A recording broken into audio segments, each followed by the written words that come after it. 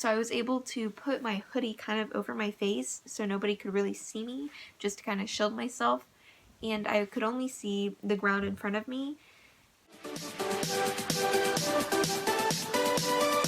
Hey everyone! In today's video I want to talk about an important topic that a lot of people have talked about before, although it still happens every single day.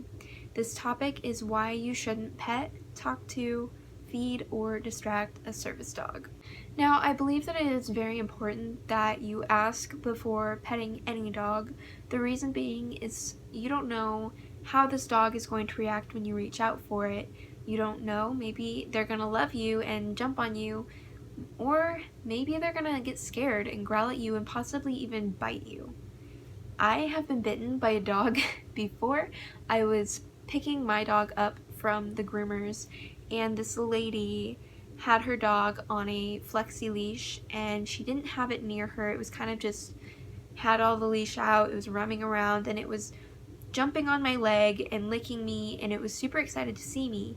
And so I kind of just like leaned my hand down. It was a small dog, so it can sniff my hand, and it literally like snapped and almost bit me. It did bite me actually. It didn't hurt, but it scared me so much. And even this dog that was jumping on me and licking me still bit me when I reached down to pet it, because I didn't know that this dog had been abused all its life and this lady had recently adopted it from a shelter. So that is one reason, even if the dog seems nice and friendly, you still need to ask before petting it.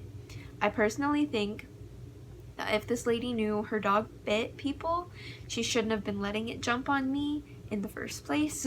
So that was kind of not very thoughtful on her part, but I also should have asked before petting. I think it's also very respectful to the handler if you ask before petting their dog, because maybe they're working on training and they don't want their dog to be distracted at the moment, or maybe their dog just loves people so much that it might pull them to the ground if you try to pet them.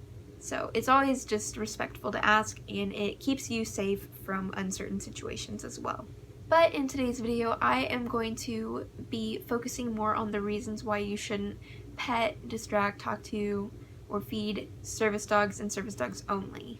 So if you know anything about service dogs, you probably know that you can't pet a service dog. A lot of service dogs wear patches that say "do not pet." Now, what I have noticed is a lot of people know that they can't pet them, but I get a lot of people who run up to my dog, lean in her face, try to get them to sniff their hand, making kissy noises and saying, "Oh, I know I can't pet you, but you're just so cute and you're such a good girl." So they think that they can't pet my dog, but they think it's okay to do all of those other things. The reason behind the no pet rule is so that you can eliminate distractions from the dog. Less distractions allows your dog to focus better on the handler. Even if the handler doesn't need their dog in a certain situation, the dog still needs to have all focus on the handler at all times. That is because if anything does suddenly happen and the handler suddenly does now need their dog is able to react much quicker than if they weren't focused and if they were being distracted. Now, a lot of people say that you can't distract medical alert dogs, but I think that it's important that you not distract any service dog, because all service dogs have a job to do, whether it be medical alert, a guide dog, a hearing assistance dog, mobility dog, psychiatric service dog. All of those dogs need to be focused on their handlers so that they can do the job that they've been trained to do.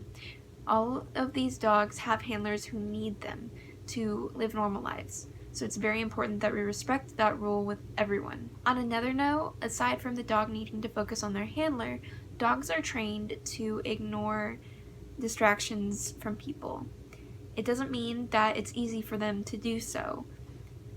I mean, let's face it, they're dogs. A lot of dogs love people. A lot of dogs would absolutely love to be fed treats, to be pet, to be told that they're just such a cute and lovely good girl. They would love that, and you still can't do it. It is extremely confusing to a dog who has been trained that when they are in their vests they cannot be bothered and that they must ignore distractions.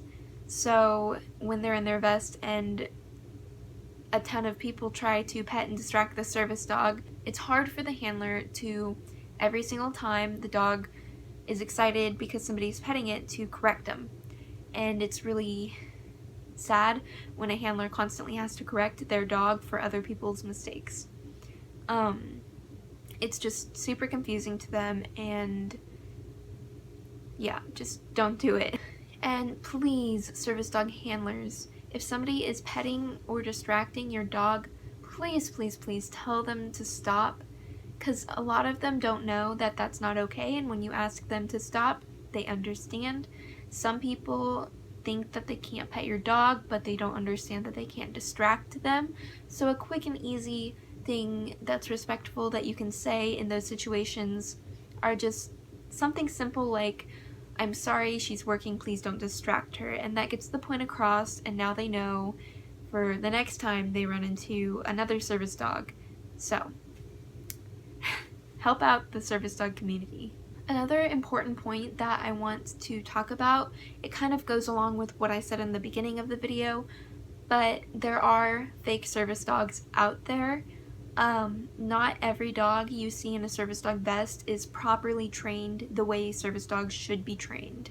I have heard horrible stories of people and children running up to pet a fake service dog, and the dog is obviously not trained or socialized as it should be, as a real service dog would be.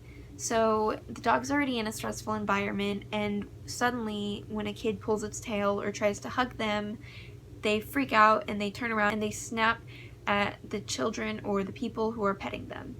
I have seen a horrible picture and read an article of a young girl who ran up to go pet a service dog that wasn't really a service dog, it was just an untrained pet in a vest, and it bit her in the face, and she had to get multiple stitches, and she will have a very deformed face for the rest of her life. So I just wanted to add that because I think it kind of goes unnoticed, and a lot of people don't think about that when they think about not petting a service dog. I want to end this video with a short story time.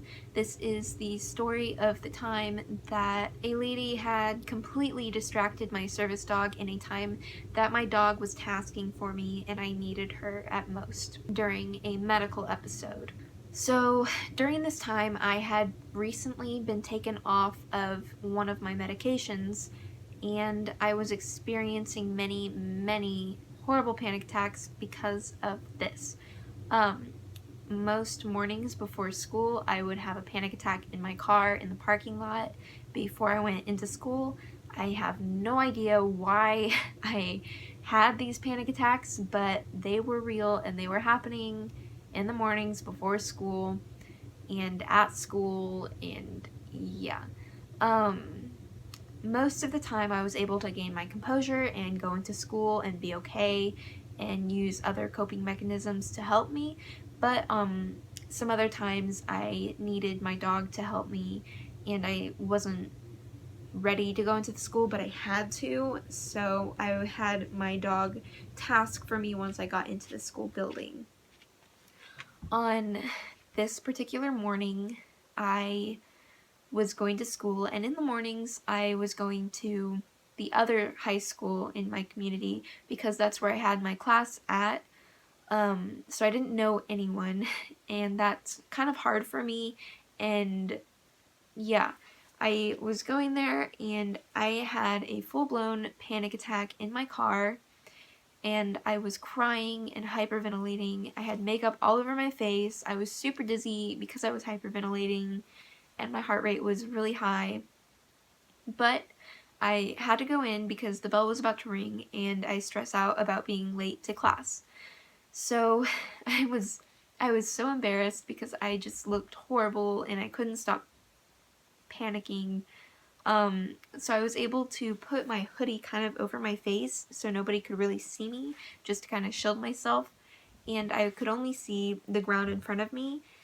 So I had to hold on to my dog's pull strap on her harness, and she was able to pull me to my classroom and through the crowds because she knows where my classroom is. It's kind of a routine that we go there every morning, so she knew, and that helped me a lot.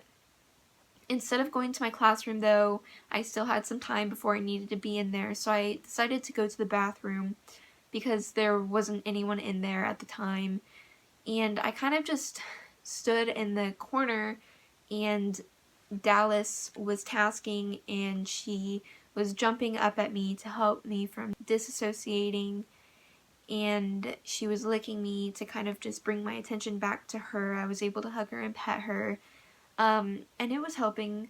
But then a teacher, I didn't know this teacher, but she walks in and asks if I'm okay. I couldn't really talk well because I was hyperventilating, so I kind of just shook my head yes so that she would leave me alone. But she did not want to leave me alone, and I think she was really trying to make me feel better, and she was trying to be helpful, but she obviously didn't know me, and she didn't know that my dog was tasking for me, so it didn't help at all. But she like gave me a hug, which I'm not really a big hugger. It kind of made me uncomfortable. It wasn't like that big of a deal, but I don't know, that was just kind of weird to me. And then she started to talk about how cute Dallas was and how she has a dog that looks kind of like Dallas, and she obviously, like, I don't know, kind of brought the topic to dogs because she thought, you know, like, oh, she likes dogs, maybe talking about dogs will make her feel better. But while she was talking about dogs, she was vigorously petting my dog, bringing all of Dallas's attention to her. Of course, Dallas loves people, so Dallas was really excited to get pet and loved on while she was working, because she never gets pet and loved on while she's working. And I obviously wasn't in the right frame of mind to ask her to stop, and I couldn't very easily correct my dog because I was having my own issues at the time. And I feel kind of bad about this, but in the middle, like, of what she was saying, I kind of just turned around and walked away because I had to get out of that situation. I was not getting any better. I was getting worse, and I needed to get to a quiet place so my dog could task for me without distractions so that I can regain my composure and start classes. So I went to my classroom, and my friends were really awesome, and they said, just let me know if you need anything, and then they kind of left me alone. So that was really kind of them. And I sat in the back corner, and Dallas was then able to do DPT and continue her other tasks for me during that situation. But yeah, that I just wanted to share because I know that a lot of service dog handlers do experience that, and it's very important to not distract a service dog, especially when they're tasking like that, and you never know when a service dog really is tasking for their owner, so you just need to make sure to ignore them all the time because you never know when the handler really does need their service dog. Obviously, she probably didn't understand that Dallas was a working dog for me. She probably thought that it was just another therapy dog in the school that she can love on. So yeah, I thought that I would share that with you, and I hope that you enjoyed this video. Please share it so that other people can understand the importance of not distracting a service dog. But yeah, that's all I have for you today. Thank you so much for watching. Bye!